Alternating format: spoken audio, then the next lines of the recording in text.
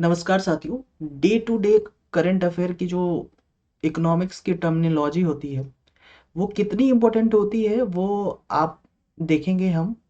और आज जो इस वीडियो में हम समझेंगे वो चार की टर्म्स हैं, जैसे बेस इरोजन और प्रॉफिट शिफ्टिंग क्या है, बीईपीएस क्या है, ओईसीडी के नॉर्म्स इसमें कैसे काम करते हैं, इसमें डबल टैक्सेशन अवॉइडेंस एग्रीमेंट क्या है, राउंड ट्रिपिंग किसको कहते हैं। ये सारे जो इकोनॉमिक टर्म्स है, इकोनॉमिकल टर्मिनोलॉजी है, ये न्यूज़ में अभी इसलिए भी है कि अब अभी आपने देखा होगा कि मॉरिशस ने डबल टैक्सेशन जो एग्रीमेंट, अवॉइडेंस एग्रीमेंट जो भारत सरकार के साथ करी थी, उसमें जो है वो थोड़ी अमेंडमेंट लाने की उन्होंने कोशिश करी है। क्यों? क्योंकि बीईपीएस के जो मिनिमम स्टैंडर्ड कंप्लाइंसेस है उसको पूरा करने के लिए जो ओईसीडी की जो रिक्वायरमेंट है वो उसकी जो है वो फुलफिलमेंट के लिए उन्होंने ये बातें करी हैं कि हम कैसे कि बीईपीएस को जो है दूर करें। तो जरूरी है कि हम ये समझें कि बेस इरोजन और प्रॉफिट शिफ्टिंग है क्या।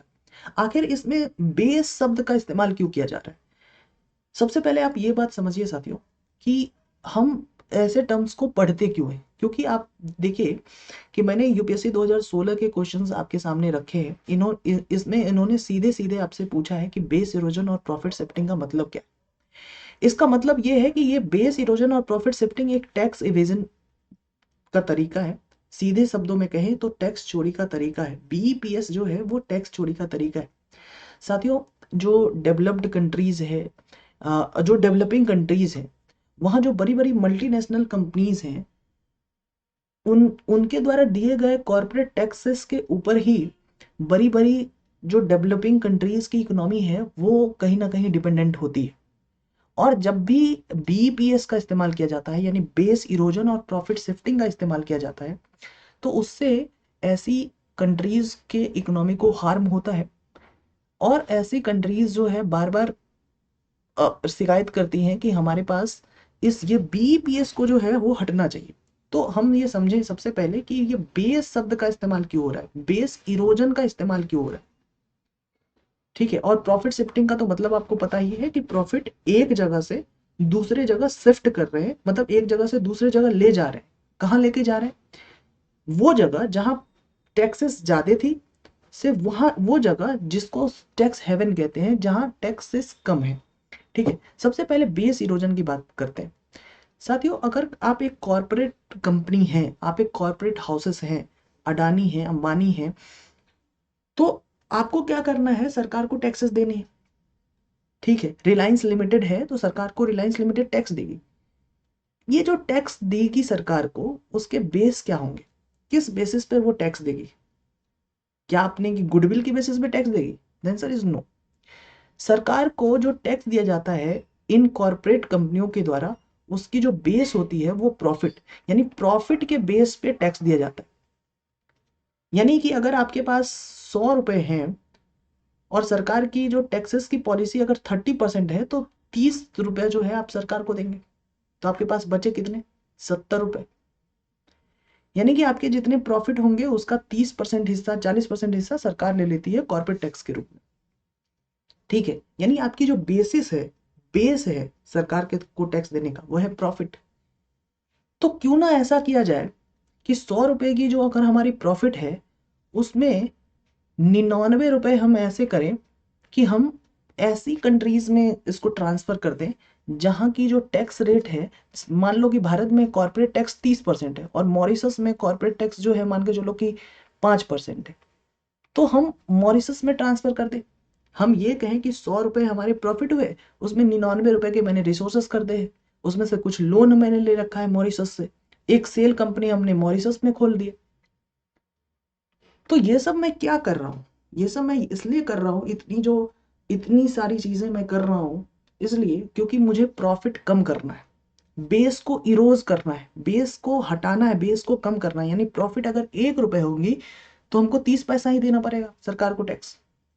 इसी को कहते हैं बेस इरोजन, यानी प्रॉफिट को कम करना। और प्रॉफिट ये कम कैसे होगा? प्रॉफिट को शिफ्ट करके। कहा? एक कंट्री जैसे इंडिया ले लो उसका एग्जांपल, टू कैरमन आइलैंड। ऐसी कंट्रीज है टैक्स हेवन है, वहां मैंने प्रॉफिट शिफ्ट किया। और चूंकि आपको पता है कि हमारे यहाँ कॉर्पोरेट टैक्स एक एक बड़ी रेवेन्यू का जो है वो कारण है, तो इससे हमारी इकोनॉमी को लॉस होगा। तो सारी कंट्रीज बैठती है कि हम इसको कैसे दूर किया करें। ठीक है, इसमें एक और चीज आता है, डबल टैक्सेशन अवॉइडेंस एग्रीमेंट। क्या है डबल टैक्सेशन अवॉइडेंस एग्रीमेंट? सोचो जैसे मॉरिशस के साथ भारत ने 1982 में डबल टैक्सेशन अवॉइडेंस एग्रीमेंट करा था। मतलब ये कि जो मॉरिशस की कंपनी है या मॉरिशस का व्यक्ति है, अगर वो भारत में कोई शेयर बाय करता है तो उस पर भारत सरकार कैपिटल गेन जो है वो टैक्स नहीं लगाएगी। सेम वाइस वर्सा, अगर भारत की कोई कंपनी है जो शेयर बाय वहां करती है और वहां से शेयर बेचती है, ठीक है, तो उस पर कोई कैपिटल गेन टैक्स मॉरिशस नहीं लगाए। तो भारत में आपको पता है कि कैपिटल गेन जो टैक्स है उसका रेट जो है वो 10 से 20% के बीच रहता है। ठीक है, 10 to 20% तक रेट रहता है। और मॉरिशस की जो कैपिटल गेन टैक्स की रेट है वो 0 से 3% तक का रेट है। यही कारण है कि यानी कि कैपिटल गेन, अच्छा कुछ बच्चों को कैपिटल गेन का मतलब नहीं पता होगा। कैपिटल गेन का मतलब ये है कि आपके पास कोई एसेट्स था और उस एसेट्स को आपने क्या किया कि बेचा। उस एसेट्स के बेचने पर जो आपको प्रॉफिट हुआ, आपकी जो संपत्ति को बेचने पे आपकी जो प्रॉफिट हुई, उस पर भी सरकार कहती है मुझे टैक्स दो। तो मॉरिशस की सरकार कही कि अगर मॉरिशस का कोई व्यक्ति या कंपनी भारत में ऐसा कोई कार्य करता है तो उस पर टैक्स जो है हम लेंगे, आप मत लेना। और अगर भारतीय कोई कंपनी या भारतीय कोई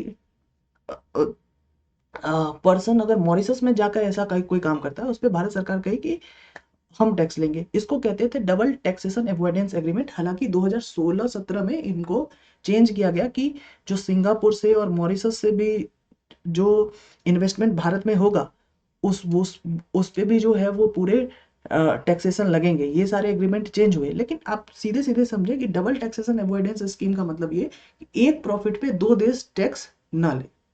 ठीक है, इसका इतनी बातें समझ में आया कि only the Mauritius government can ask CGT from him और वाइस वर्सा। ये बातें क्लियर है। आपने दो बातें सीखी कि बेस इरोजन और प्रॉफिट शिफ्टिंग की बातें सीखी कि यानी प्रॉफिट को कम करना और एक जगह से दूसरी जगह जाना।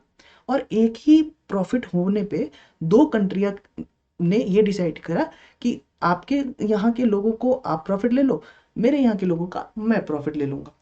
डबल टैक्सेशन अवॉइडेंस एग्रीमेंट समझ में। अगली बात है राउंड ट्रिपिंग। कहने का मतलब क्या हुआ? राउंड ट्रिपिंग इसी प्रोसेस को कहते हैं। राउंड ट्रिपिंग कहने का मतलब ये है कि आपके यहाँ की का मनी, आपके यहाँ का प्रॉफिट, जो मान के चलो कि आपके यहाँ कोई कंपनी है जिन्होंने 100 रुपए के प्रॉफिट कमाए, उन्होंने 99 रुपए कहाँ भेज दिए? मॉरिशस। ठीक है, मॉरिशस की सेल कंपनी को भेजा और भारत में दिखाया कि मुझे 1 रुपए की प्रॉफिट है। यहां से फिर उन्होंने 99 रुपए जो है एफडीआई से भारत जो है वो भेजा। यानी भारत के पैसे दूसरे तरीके से भारत में पहुंचना इसको क्या कहते हैं? Round tripping. यानी वो मनी जो टैक्स के इवेजन के लिए, मतलब टैक्स चोरी करने के पर्पज से भारत से बाहर गए और फिर वो मनी लॉन्ड्रिंग करके भारत आ रहे हैं, इसको कहते हैं राउंड ट्रिपिंग। उन्होंने पूरा ट्रिप किया, पूरे चक्कर लगा के भारत पहुंचा। यानी money that leaves country through various channel, जो बहुत अलग अलग चैनल से उन्होंने कंट्रीज को छोड़ा, makes it way back into the country as a foreign investment. ठीक है, ये बातें तीन बेसिक पॉइंट्स आपको समझ में आए और 2016 में यूपीएससी ने ये प्रश्न पूछा भी। इसके बाद कैसे ये बीईपीएस को खत्म करें, क्योंकि मैंने पहले भी बताया कि जो डेवलपिंग कंट्रीज हैं जहां इन्वेस्टमेंट हो रहा है, जहां एफडीआई आ रही है, वैसे कंट्रीज का बड़ा कंसर्न ये है जो जैसे वोडाफोन का आपने केसेस सुना होगा। जैसे भारत जैसे कंट्रीज का जो है वो कहना ही यही है कि हमें तो बहुत दिक्कत है कि हमारे यहाँ जो कंपनी है, जो बड़ी बड़ी बिग बिग कंपनी है, उससे हमको कॉर्पोरेट टैक्स आना है, लेकिन मुझे तो टैक्स लॉस हो रहा है। कैसे? क्योंकि बड़ी बड़ी कंपनी जो है वो सेल कंपनी बनाकर हम अपने यहाँ की जो प्रॉफिट है, जो इंडियन गवर्नमेंट की होनी चाहिए, वो प्रॉफिट जो है दूसरे कंट्रीज में शिफ्ट कर रहा है। तो इसको कैसे रोके? इसको रोकने के लिए एक बीपीएस एक्शन प्लान बनाया गया 2013 में, और ये इनिशिएटिव था ओईसीडी और G20 कंट्रीज के। और इसी के बेसिस पे आपने देखा होगा कि मॉरिशस ने अभी जो है डबल टैक्सेशन अवॉइडेंस एग्रीमेंट की जो अमेंडमेंट करने की बात कही, और इंडिया जो है इसकी सिग्नेटरी था। और इंडिया ने भी ये बात कही कि बीपीएस को रोकने के लिए जो है ये टेक्निक होने चाहिए, सारे देश जो है वो ट्रीटी करनी चाहिए, जिसको एमएलआई कहते हैं, मल्टीलेटरल कन्वेंशन। क्यों? क्योंकि ये जो टैक्स की ट्रीटी है वो दो देशों के बीच बहुत मल्टीलेटरल तरीके से होनी चाहिए। ठीक है, एक चीज और समझो, जो पार्थ सारथी सोम पैनल था, उन्होंने भी कहा कि एक जनरल एंटी अवॉइडेंस रूल होने चाहिए, जिसमें इनकम टैक्स के जो ऑफिसर्स हैं वो इंडियन तथा फॉरेनर्स जिसको चाहे उसको टैक्स अवॉइडेंस के लिए नोटिस भेज सकता है। इसमें इंडियन चाहे फॉरेनर्स, यानी पार्थ सारथी सोम पैनल ने एक बात ये भी कही कि अगर आपको बीईपीएस को रोकना है, अगर आप चाहते हैं कि टैक्स इवेजन रुके, तो उन्होंने कहा कि जनरल एंटी अवॉइडेंस रूल बनाइए, और उन्हीं के कहने पे जनरल एंटी अवॉइडेंस रूल आया। और इसके तहत कि जो भी हमारे यहाँ के जो टैक्स ऑफिसर्स हैं, यानी इनकम टैक्स के अधिकारी हैं, वो किसी भी इंडियन और फॉरेन नेशनल्स हों या फॉरेन कंपनी हो, उनको नोटिस भेज सकती है कि वो टैक्स की जो है वो चोरी कर रहे हैं। ठीक है, तो ये एक तरीका है कि आप पूरा का पूरा, कि आपने क्या क्या समझा इस पूरी वीडियोस में, आपने समझा कि बेस इरोजन और प्रॉफिट शिफ्टिंग क्या है, दूसरी बातें आपने राउंड ट्रिपिंग के बारे में समझा, और तीसरी बातें आपने ये समझी कि डबल टैक्सेशन अवॉइडेंस एग्रीमेंट क्या है, कि दो देश ये कहती है कि अगर आपके यहाँ के लोगों की जो प्रॉफिट हो रही है उस पे टैक्स आप लो, हमारे यहाँ के लोगों की जो पे प्रॉफिट की टैक्स हम लेंगे। ये दोनों आपस में सामंजस्य बैठाने को क्या कहते हैं? डबल टैक्सेशन अवॉइडेंस स्कीम नाम ही है उसका। क्या है नाम? Double taxation avoidance scheme. कि एक ही प्रॉफिट पे दो देश आपस में टैक्स ना ले ले। ठीक है, तो ये की इकोनॉमिक टर्म्स है जिसके बारे में आपको पता होने चाहिए। Thank you very much.